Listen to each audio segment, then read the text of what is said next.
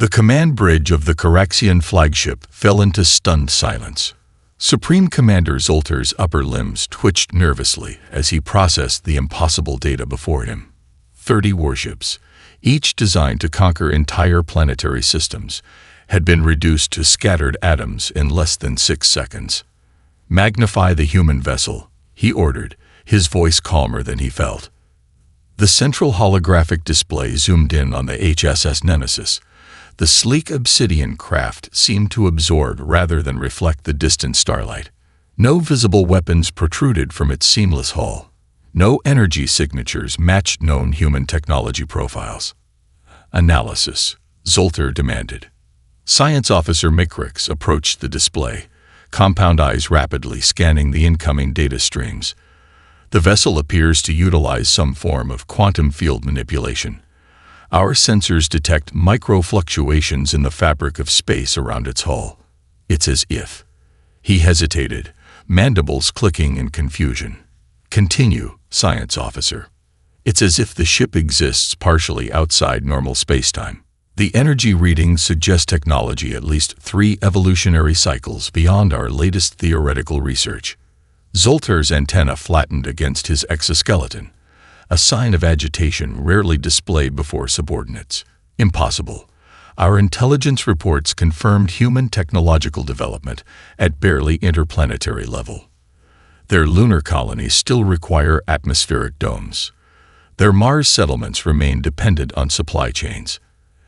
Evidently, Tactical Commander Vex interjected, "Our intelligence was incomplete. A lesser officer would have been executed for such bluntness." Zoltar merely turned his primary eyes toward Vex, secondary eyes still monitoring the display. "Explain." "The humans may have deliberately obscured their defense capabilities. This vessel likely represents their actual technological frontier, hidden until needed." On the display, the Nemesis began accelerating toward the main Caraxian fleet. Its movement left strange ripples in the sensor readings, as though reality itself protested the ship's passage. "It's approaching attack velocity," warned the tactical officer. "Projected target appears to be our forward command vessels in sectors 7 through 12. Zoltar's mind raced through strategic options. The Dominion had never encountered such technology. They had no established countermeasures. Yet retreat before a single enemy vessel would destroy his credibility throughout the 12 systems of Caraxian space. "Deploy formation Hexus Prime," he commanded. "Surround and isolate. All vessels maintain quantum disruption shields at maximum. Prepare gravimetric torpedoes for synchronized firing." The massive Caraxian Armada shifted with practiced precision. 600 warships formed a 3-dimensional enclosure pattern designed to trap the human vessel within overlapping fields of fire. "The target has altered course," reported sensor control. It's accelerating beyond tracked parameters." The Nemesis suddenly vanished from primary sensors. "Locate that ship," Zoltar demanded, rising from his command throne. "Multiple quantum fluctuations detected throughout formation Hexus Prime," the tactical officer reported, voice rising with alarm. "The human vessel appears to be..." A brilliant flash of blue-white energy erupted within the heart of the Caraxian formation. Not an explosion. Something far more precise.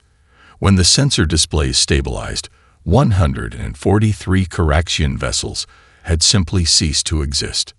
"By the first egg," whispered Communications Officer Trazex. "It phased through our entire defensive grid and released some kind of localized reality disruption field." The Nemesis reappeared at the edge of the formation, its hull pulsing with restrained power. Zoltar struggled to maintain composure as his flagship's artificial gravity fluctuated momentarily. His fleet, the pride of the Dominion, assembled from the finest shipyards of 12 conquered systems, was being systematically dismantled by a single enemy craft. "All vessels," he commanded, "execute dispersal pattern Omega. Maintain minimum safe distance from the target. Deploy long-range weaponry only." As his orders transmitted across the fleet, Zoltar turned to his executive officer. "Contact High Command. Request immediate deployment of the ancestral weapons. And find me everything we know about human psychology. If we cannot match their technology, perhaps we can exploit their weaknesses. The human vessel hung against the backdrop of distant stars, patient and implacable as a predator allowing its prey one final futile attempt at escape. Captain Ilara Chen set down her teacup and straightened in her command chair. The Nemesis hummed around her, its quantum core pulsing with controlled power. The bridge, a symphony of holographic displays and neural interfaces, reflected the cutting edge of human ingenuity. "Status report," she requested. Lieutenant Commander Jackson Reeves, her tactical officer for 3 years, looked up from his station. His dark eyes reflected the blue glow of his display. "The Caraxian fleet is executing the dispersal pattern, Captain. They're attempting to minimize clustered targets while maintaining firing solutions. Pretty standard response when facing a superior weapon system." Chen nodded, "and yet entirely inadequate against what we're actually deploying." Dr. Samira Patel, the ship's chief scientist, approached the central strategic display. Her hands moved through the holographic representation of the battlefield, expanding details of the alien vessels. "They're scanning us with everything they have, trying to understand our technology. Their energy signatures suggest they're powering up something significantly more advanced than their standard armaments. They've realized conventional weapons are useless," Chen observed. "How long until they deploy their ancestral technology?" "Based on energy buildup patterns, approximately 17 minutes, Patel replied. Chen turned to Communications Officer Maya Ortiz. "Any attempts at communication?" "None, Captain. Their internal transmissions continue to suggest they believe this is still a winnable conflict." Ortiz's fingers danced across her neural interface. "They're requesting reinforcements from their home systems. Fascinating language patterns. Their species apparently lacks a concept for honorable surrender." Chen considered this information quietly. The Nemesis project had absorbed 30% of Earth's defense budget for 12 years.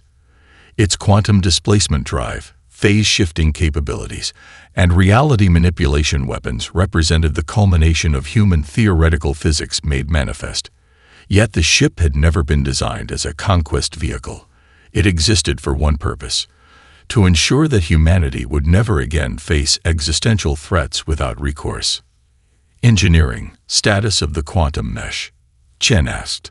Chief Engineer Hikaru Tanaka replied from his station, where crystalline displays showed the ship's internal systems. "Fully charged and ready for deployment, Captain.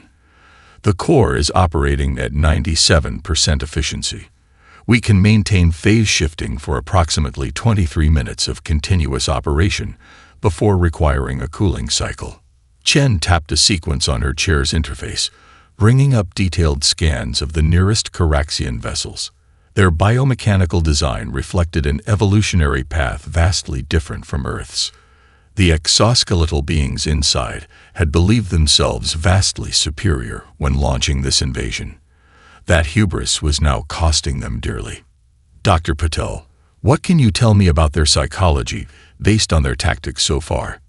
Chen asked. The scientist considered the question. "Hierarchical to a fault. Their formations suggest a rigid command structure with minimal initiative allowed to subordinate vessels. They're adapting, but slowly. Each tactical shift requires authorization from their command ship." She pointed to a massive vessel at the fleet's center. "That one." Chen nodded. "And their commander?" "Based on communication patterns, likely struggling with cognitive dissonance. Their species values dominance displays. Facing unexpected resistance threatens not just strategic objectives, but personal status. Which makes them dangerous," Chen concluded. "Cornered predators often choose self-destruction over retreat." The tactical display updated as the Caraxian vessels completed their dispersal. 173 ships had been neutralized, yet thousands remained. "They're preparing a coordinated long-range assault," Reeves reported. "Multiple targeting solutions locking onto our position." Chen straightened in her chair. "Deploy countermeasures. Prepare for phase shift on my mark." She addressed her entire crew, her voice calm but resolute. "They still believe this is about conquest. We need to adjust their perspective. The Nemesis's hull began to shimmer with controlled energy as thousands of enemy weapons prepared to fire. Phase shift in 3, 2, 1. Mark. Chen commanded. Reality seemed to bend around the human vessel as it partially shifted between dimensions, becoming momentarily transparent. The coordinated correction barrage passed harmlessly through where the ship had appeared to be. Chen's expression remained impassive. Position us within their command sphere. Let's introduce ourselves properly to their leadership. Supreme Commander Zoltar paced the circumference of the War Council chamber. His exoskeleton clicked against the metallic floor with each agitated step. The holographic display at the chamber center showed the human vessel phasing in and out of conventional reality, making targeting nearly impossible. Explain again how this is happening, Zoltar demanded, mandibles flexing with barely contained rage. Chief Scientist Vex manipulated the sensor data, enlarging specific energy signatures emanating from the Nemesis. The humans appear to have mastered partial dimensional shifting. They're not fully entering another dimension that would require incalculable energy, but rather existing partially between dimensional states, like quantum superposition, asked military advisor Cracks. Similar, but applied to an entire vessel and its occupants, Vex confirmed. They've somehow stabilized the transitional state, allowing them to phase portions of their ship between dimensions at will. Zoltar stopped pacing. Such technology was theoretical in our most advanced research divisions. How did humans, a species still using combustion engines in some of their ground vehicles, achieve this breakthrough? The intelligence officer, Melzer, stepped forward nervously. His lower appendages trembled slightly as he addressed the Supreme Commander. We may have misinterpreted certain signals, Commander. Explain, Zoltar hissed. Our surveillance focused primarily on their civilian infrastructure and commercial technologies. We monitored their public communications, entertainment networks, and visible military exercises. Melzer's voice grew softer. It appears they may have maintained an entirely separate technological development track, shielded from observation. You're suggesting deliberate deception, Cracks asked incredulously. The historian, Elder Vex, spoke for the first time. His ancient exoskeleton bore the marks of many molting cycles. Not unprecedented. Throughout our own history, the Dominion has maintained public technological levels, while developing advanced weapons in secret. Zoltar's secondary eyes narrowed. Are you suggesting humans think like us, Elder? I suggest they may think more strategically than we anticipated, Vex replied. Consider, if you were a developing species aware of other civilizations observing you, would you not present a harmless facade while preparing defenses? The tactical display updated as the Nemesis phased back into normal space, now significantly closer to the command fleet. Several officers flinched visibly. The ancestral weapons, Zoltar demanded. What is their status? Cracks consulted his neural interface. The crystalline matrices are energizing. 81% charge. The technology requires precise calibration. Rushing deployment could destabilize the entire system. We need time, Vex added. The protomatter catalysts must reach thermal equilibrium before firing. Zoltar considered his options, compound eyes fixed on the human ship that had single-handedly decimated his invasion force. The Dominion had conquered 12 systems across 2 spiral arms of the galaxy, subjugating dozens of species. No civilization had offered effective resistance in 300 cycles. Until now. Deploy the dimensional anchor fields, he ordered suddenly. The officers exchanged alarmed glances. Commander, Cracks protested, those fields are experimental. We've only tested them in controlled environments. Deploying them in combat will prevent the human vessel from phase shifting, Zoltar interrupted. Configure all remaining ships in Sector 7 to generate overlapping anchor fields. If we cannot match their technology, we will neutralize its advantage. The tactical officers hurried to implement the commands. On the display, hundreds of Caraxian warships began repositioning, their hulls opening to reveal strange, crystalline structures that pulse with amber energy. The dimensional anchor fields will create a localized space-time stabilization effect, Vex explained, manipulating the tactical display. In theory, this should prevent quantum fluctuations within the affected volume, forcing the human ship to remain in normal space. And once trapped, Zoltar continued, mandibles clicking with satisfaction, they become vulnerable to conventional weapons. Elder Thex studied the tactical projections with obvious concern. Commander, if we succeed in trapping them, what prevents them from using their reality disruption weapons against our fleet at close range? Nothing, Zoltar admitted.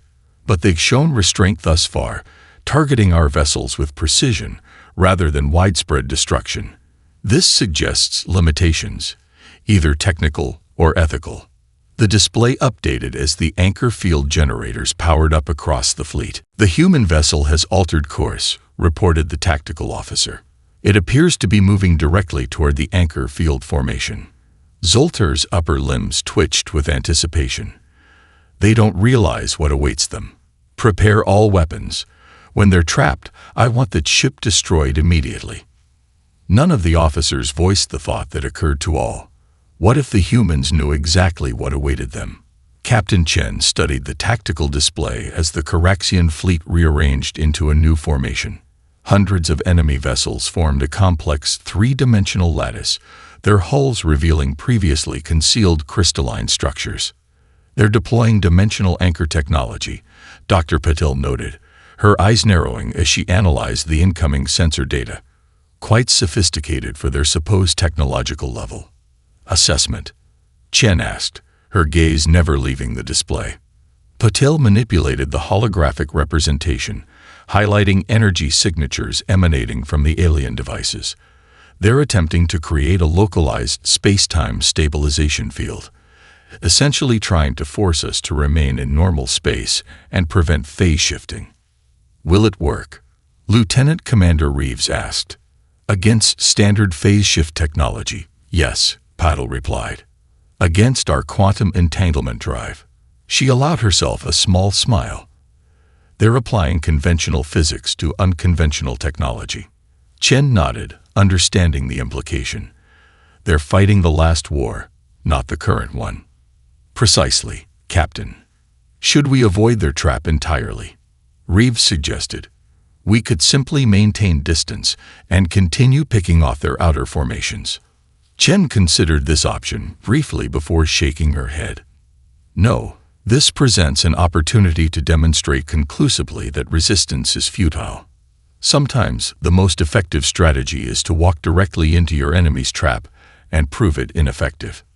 She tapped her neural interface, bringing up a direct connection to engineering. Chief Tanaka, prepare the quantum resonance inverter. We're going to give our hosts a demonstration of why understanding the principles behind technology matters more than merely possessing it. Aye, Captain. Tanaka responded, his voice tinged with professional enthusiasm. Initiating pre-sequence calibration. The inverter will be ready in 47 seconds. Chen turned to communications. Officer Ortiz, prepare a message to the Caraxian command vessel. As her crew executed their tasks with practiced efficiency, Chen reflected on the historical significance of this moment. Humanity had maintained the facade of technological mediocrity for decades, disguising their true capabilities behind a screen of apparent normalcy. The Nemesis Project, along with its sister initiatives, had remained hidden from interstellar observation, a contingency against exactly this type of aggression. Message ready, Captain, Ortiz reported. On screen, Chen ordered.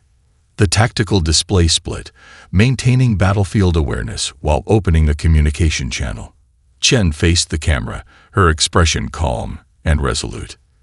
This is Captain Ilara Chen of the Earth Defense Forces vessel Nemesis. Your unprovoked aggression against Sol system constitutes an act of war against humanity. We have demonstrated our defensive capabilities with restraint.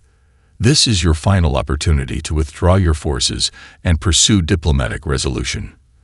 Failure to comply will result in appropriate countermeasures. You have 5 minutes to begin retreat procedures. She nodded to Ortiz, who terminated the transmission. Think they'll listen? Reeves asked. No, Chen replied simply, but offering the opportunity matters. Computer, initiate countdown. 5 minutes. Countdown initiated, confirmed the ship's neural interface system. The bridge crew monitored the Caraxian forces as they completed their trap formation. The dimensional anchor field generators pulsed with increasing intensity, creating a visible distortion in the fabric of space. They're reinforcing their position, Reeves reported. Additional vessels are moving to create overlapping fields of fire once we're trapped. As expected, Chen acknowledged.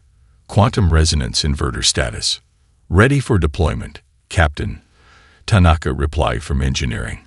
Field parameters optimized for maximum disruptive effect. Their anchor field is approaching operational threshold, Patel warned. 87% and rising. Chen's expression remained impassive. Helm, set course directly for the center of their formation. 1/4 impulse power. The Nemesis moved deliberately toward the waiting Caraxian trap, its obsidian hull absorbing nearby starlight like a black hole. On the tactical display, thousands of enemy weapons locked onto their position, waiting for the moment when phase shifting would become impossible. Their anchor field has reached operational threshold, Patel announced. Phase shifting will be impossible within that volume of space in approximately 30 seconds. Inverter standing by, Tanaka confirmed. Chen watched the countdown timer approach 0. This is where they learn the difference between using technology and understanding it, she said quietly. The Nemesis crossed the boundary of the dimensional anchor field. For a brief moment, the ship's quantum systems fluctuated as expected. Then Chen gave the order. Deploy quantum resonance inverter. Now. A ripple of triumphant clicks echoed through the Caraxian command bridge as the human vessel entered their dimensional anchor field. Supreme Commander Zoltar rose from his command throne, mandibles spread in the Caraxian expression of satisfaction. We have them, he announced. Their phase-shifting capability has been neutralized. The tactical display confirmed his assessment. The Nemesis had entered the trap zone, and its quantum fluctuations had ceased. The ship now appeared solid and vulnerable in normal space. All vessels, commence firing, Zoltar ordered. Maximum yield. Destroy that ship. Thousands of Caraxian weapons discharged simultaneously. Energy beams, gravimetric torpedoes, and plasma lances converged on the human vessel's position from all directions. The combined firepower could have shattered a small moon. But something unexpected happened. As the weapon's fire reached the Nemesis, it encountered a strange field of blue-white energy that had suddenly enveloped the ship. Rather than impacting the hull, the Caraxian weapons seemed to bend around this field, their trajectories distorted as if passing through a gravitational lens. What's happening? Zoltar demanded. Report. Chief Scientist Vex frantically analyzed the sensor readings. Impossible. They've deployed some kind of quantum resonance inverter. It's using our own anchor field as an amplification medium. Explain in terms I can use, Scientist, Zoltar hissed. They've turned our trap against us, Vex replied, his exoskeleton pale with stress. They're using the energy of our dimensional anchor field to create a localized space-time bubble where conventional physics simply don't apply. On the tactical display, the blue-white field surrounding the Nemesis began to expand rapidly. It passed through the nearest Caraxian vessels without apparent effect. Then, one after another, those ships began to lose cohesion. Their hull materials didn't explode or break apart. They simply lost structural integrity at the quantum level, dissolving into constituent atoms. 200 vessels lost, reported the tactical officer, voice trembling. 300, 500. Zoltar stared in disbelief as a perfect sphere of quantum dissolution expanded outward from the human ship. Every Caraxian vessel caught within simply ceased to exist as a cohesive structure. Recall all ships from the anchor field formation, Zoltar commanded. Emergency withdrawal. But the order came too late. The blue-white sphere continued its expansion, consuming everything in its path. The dissolution effect stopped precisely at the boundary of where the dimensional anchor field had been established. 873 vessels lost. The tactical officer reported in a hollow voice. The human ship appears undamaged. The Nemesis emerged from the fading blue-white energy field, its obsidian hull untouched. The tactical display updated to show over 2,000 Coraxian ships, destroyed or disabled since the battle began. How? Zoltar whispered. How did they know? Elder Thex stepped forward, his ancient eyes filled with grim understanding. They knew because they truly understand the technology we merely copied. The ancestral weapons we salvage, they were created by beings who comprehended the underlying principles. We simply learned to operate them without that fundamental knowledge. Zoltar's secondary eyes narrowed. And the humans have evidently mastered those principles, Thex replied. They didn't build their technology by reverse engineering relics. They developed it through scientific advancement. The command bridge fell silent as this implication settled over the officers. The Coraxian Dominion had expanded through the galaxy by salvaging and repurposing technologies from ancient, extinct civilizations. They had never needed to develop a true understanding of the physics involved. The communications officer interrupted the silence. Supreme Commander, we're receiving a transmission from the human vessel. Display it, Zoltar ordered, his voice subdued. The holographic display shifted to show Captain Chen, sitting calmly in her command chair. Her expression conveyed neither triumph nor anger, merely resolute determination. Your dimensional anchor technology was impressive, she said without preamble, but fundamentally flawed in its application. Your remaining vessels now number approximately 7,000. I ask again, will you withdraw and pursue diplomatic resolution, or must this demonstration continue? Before Zoltar could respond, alarms blared across the command bridge. Multiple quantum signatures detected. The sensor officer called out. The human ship is deploying something new. The tactical display showed small, spherical objects emerging from the Nemesis. Dozens of them, each barely the size of a Coraxian escape pod, spreading outward toward the remaining fleet. What are those? Zoltar demanded. No one on the bridge could answer. The small spherical objects deployed by the Nemesis accelerated toward the scattered Coraxian fleet. They moved with impossible precision, each following a trajectory that would intersect with multiple enemy vessels. Analysis, Captain Chen asked, watching the tactical display from her command chair. Dr. Patel studied the telemetry data streaming from the quantum probe network. The autonomous units are functioning perfectly, Captain. Each probe is mapping quantum signatures of the Coraxian vessels, identifying command and control systems. And their response? Chen inquired. Lieutenant Commander Reeves monitored the enemy movements. Confusion, primarily. They're attempting to target the probes, but the size and speed make them nearly impossible to hit with their weapon systems.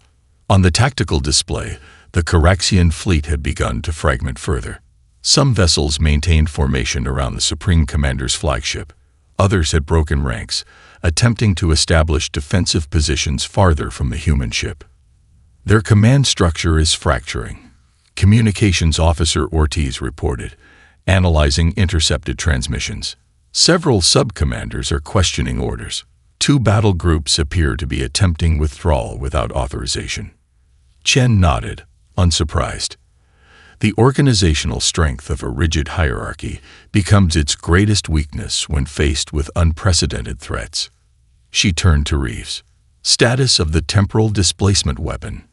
Fully charged, Captain. Calibration complete. Chen considered her options. Earth Command had granted her full discretion in handling this engagement, but with that authority came responsibility. The Nemesis possessed weapons that could eliminate the entire Coraxian fleet in moments. Yet wholesale slaughter had never been humanity's objective. Open a channel to all Coraxian vessels, she ordered. Channel open, Captain, Ortiz confirmed. Chen straightened in her chair. This is Captain Ilara Chen of the Earth Defense Forces. Your fleet has lost over 3,000 vessels, while failing to inflict meaningful damage on a single human ship. This outcome was preventable. You were warned about human defensive capabilities before launching your invasion. You were offered withdrawal options that were rejected. She paused, letting her words register across the alien fleet. To demonstrate human resolve without unnecessary loss of life, we will now neutralize your remaining command vessels. All other ships are advised to power down weapons and propulsion systems. Those who comply will be permitted to return to Coraxian space once terms are established.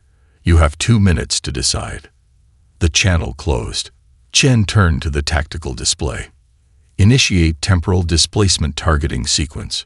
Focus on their command ships only, approximately 50 vessels.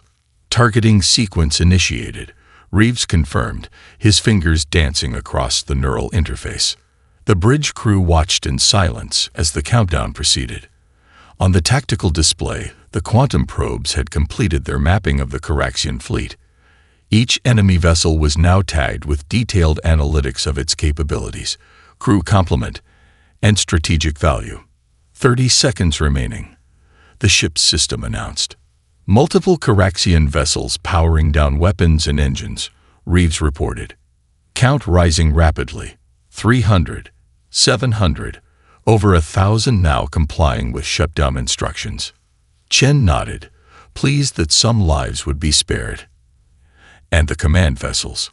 Maintaining combat posture, they appear to be activating their ancestral weapon systems. As expected, Chen replied. Temporal displacement targeting lock confirmed. Confirmed, Captain. The field is calibrated for minimal collateral effect. The countdown reached 0. Chen gave a single nod. Execute. The Nemesis's hull pulsed with soft blue luminescence as its quantum core channeled energy into the ship's primary weapon. Spacetime distorted around the targeted Coraxian command vessels. Unlike the previous engagement, this deployment was precisely focused, creating 50 distinct spheres of altered physics rather than one larger field. On the tactical display, the affected Coraxian ships seemed to shimmer and blur. Their hull materials rapidly oxidized, structural integrity failed, and internal systems collapsed as centuries of entropy were compressed into seconds. The process was silent and almost beautiful in its terrible efficiency. Temporal displacement successful, Reeves reported. All targeted vessels neutralized.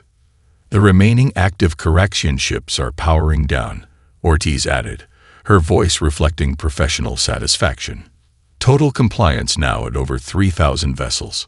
Chen allowed herself a small sigh of relief. Maintain defensive posture. Deploy security teams to prepare for possible boarding operations.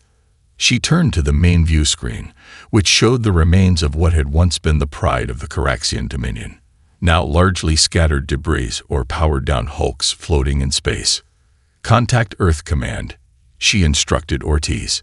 Inform them that the immediate threat has been neutralized and we're prepared to escort diplomatic personnel to establish terms. As the bridge crew executed their tasks, Chen reflected on what this engagement would mean for humanity's place in the galaxy. The veil of technological mediocrity had been permanently lifted. For better or worse, the cosmic neighborhood now knew exactly what humans were capable of when threatened. Supreme Commander Zoltar had been transferred to a secure diplomatic chamber aboard the Nemesis. The room was comfortable by Coraxian standards. Temperature and atmospheric composition adjusted to match his homeworld, gravity set slightly lighter than human norm to accommodate his exoskeletal structure. Yet these courtesies did little to ease the profound shock that had settled into his system. Through the viewport, he could see his remaining fleet, powered down, weaponless, effectively surrendered to a single enemy vessel. 5,000 ships lost or disabled. 5,000. The greatest armada ever assembled by the Dominion, neutralized without inflicting meaningful damage on their opponent. The door slid open, admitting Captain Chen. She entered alone, unarmed, her uniform crisp and her bearing dignified. Supreme Commander, she acknowledged with a slight nod. I trust your accommodations are satisfactory. Zoltar's mandibles clicked softly, a sound that in Caraxian culture indicated contemplation rather than aggression. "They are adequate," he replied, "though I find the absence of guards curious." "We've neutralized your fleet and secured your person," Chen stated simply. "Guards would serve no practical purpose, merely a psychological one." "The psychology of dominance," Zoltar observed. "You deny yourself this satisfaction." "We're not interested in dominance, Commander, only in security." Zoltar studied the human carefully. Her species seemed physically unremarkable. No natural armor, no significant musculature, no obvious biological advantages. Yet they had achieved technological mastery far beyond anything the Dominion had encountered in 12 systems. "Your historian has been sharing our records with me," he said finally, "explaining our miscalculation." Chen nodded. "We suspected as much. Your scout vessels observed Earth during our early space exploration era, our first lunar landings, our initial Mars expeditions. Primitive technology," Zoltar confirmed. "Chemically propelled rockets, pressurized habitats, fragile life support systems, all deliberately maintained for specific purposes," Chen explained. "We developed our advanced technologies in parallel: quantum displacement drives, phase shift capability, temporal manipulation, but kept them hidden from observation." "Why?" Zoltar asked, genuine curiosity in his voice. Chen considered her response carefully. Humanity's history includes many instances of technologically superior civilizations encountering less advanced ones. The outcomes were rarely favorable for the latter. When we confirmed the existence of interstellar civilizations observing Earth, we made a strategic decision to appear less formidable than we were. A deception spanning decades, Zoltar noted, a new respect entering his voice. "Centuries, actually," Chen corrected. "The first quantum theories that led to our current technology were developed before we'd even reached our moon. We simply ensured that practical applications remained invisible to external observation." Zoltar moved to the viewport, watching distant ships of his fleet now surrounded by small human shuttlecraft. "Our intelligence assessed your species as aggressive, territorial, and technologically limited. The perfect target for resource extraction and potential subjugation." 2 out of 3 correct, Chen replied without humor. "We are indeed territorial when threatened." A silence fell between them, not uncomfortable, but weighted with significance. "What happens now?" Zoltar finally asked. "The Dominion has never surrendered. We have no protocols for defeat." "Then perhaps it's time to establish some," Chen suggested. "Earth has no interest in conquering Caraxian space or extracting reparations that would cripple your civilization. Our terms will focus on security guarantees and diplomatic recognition." "And my fleet?" "The vessels that powered down as instructed will be permitted to return to your territory once terms are established. Their weapon systems will be temporarily disabled, a precaution I'm sure you understand." Zoltar's secondary eyes blinked rapidly, the Caraxian equivalent of a humorless laugh. "You show mercy after destroying half our fleet." "We showed restraint," Chen corrected. "The Nemesis possesses weapons that could have eliminated your entire armada in a single deployment. We chose targeted demonstrations instead." This revelation sent a visible shudder through Zoltar's exoskeleton. The implications were staggering. If a single human vessel could accomplish this, how many ships like the Nemesis does Earth possess? He asked, dreading the answer. Chen's expression remained neutral. "That information is classified, Commander, but I suggest you consider what it means that we only needed to send one." Zoltar turned from the viewport, his posture showing the first signs of genuine submission. "I will review your terms when presented." "A wise decision," Chen acknowledged. "The diplomatic team will arrive within 12 hours. Until then, you're welcome to continue studying human history. I believe you'll find it educational." As she turned to leave, Zoltar voiced one final question. "Captain Chen, if we had succeeded in destroying the Nemesis somehow, what would have happened?" Chen paused at the doorway, Let's just say the nemesis was our diplomatic approach, Commander. She left him to contemplate the implications of that statement. 3 weeks after the failed Caraxian invasion, Captain Chen stood before the United Earth Council in Geneva. The Grand Chamber, with its vaulted transparent ceiling showing the afternoon sky, held representatives from every nation and colony in human space. Today's session had been classified at the highest level. No public broadcasts, no recordings permitted. The treaty has been ratified by the Caraxian High Command, Chen reported, her voice carrying clearly through the chamber. Supreme Commander Zoltar returned to their territory yesterday with the diplomatic escort. The terms we established have been accepted without modification. Chancellor Yamamoto, the current head of the council, leaned forward at the central podium. And you believe they will honor these terms, Captain? I do, Chancellor, Chen replied confidently. The demonstration provided by the Nemesis fundamentally altered their understanding of galactic power dynamics. More importantly, our decision to permit their remaining vessels to return home intact, rather than claiming them as spoils of war, made a significant impression on their leadership. Councillor Rivera from the Mars colonies rose from her seat. What prevents them from simply building a larger fleet and returning once they've analyzed our technology? Several factors, Chen explained.